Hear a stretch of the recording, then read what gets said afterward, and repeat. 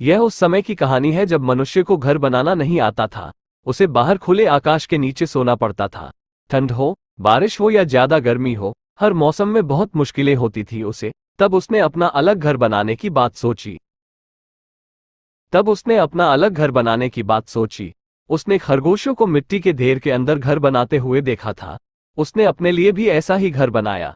लेकिन मुश्किल ये थी कि इस घर की छत बार बार उसके सिर पर गिर पड़ती थी। मिट्टी का ये घर मजबूत नहीं था। तब उसने एक ऐसा घर बनाने का तरीका ढूंढा जिसकी छत बार बार ना गिरे।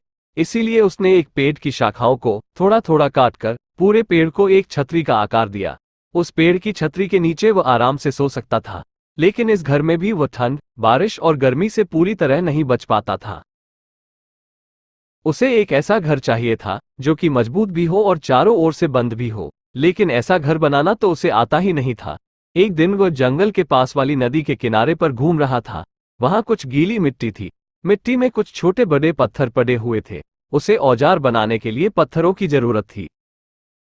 उसने गीली मिट्टी में पड़े हुए एक पत्थर को उठाना चाहा, लेकिन वह नहीं उठा सका, क्योंकि पत्थर गीली मिट्टी में आधा घसा हुआ था और चिपक गया था। पत्थर को मिट्टी से निकालने के लिए मनुष्य को काफी मेहनत करनी पड़ी।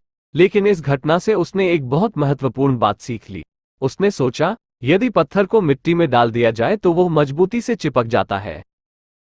इसका अर्थ यह हुआ कि यदि दो पत्थरों को एक दूसरे के ऊपर चिपकाना हो तो बीच में गीली मिट्टी लगा देनी चाहिए। मनुष्य ने यह प्रयोग करके देखा और उसका प्रयोग सफल भी हुआ।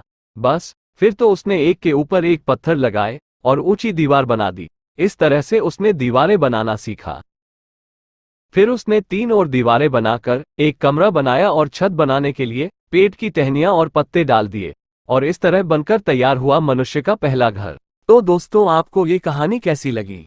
वीडियो पसंद आया हो तो लाइक, शेयर और कमेंट करें और चैनल को सब्सक्राइब करें। मैं आपका दोस्त प्रीतम धारू और आप देख रहे हैं वॉक स्टोरी।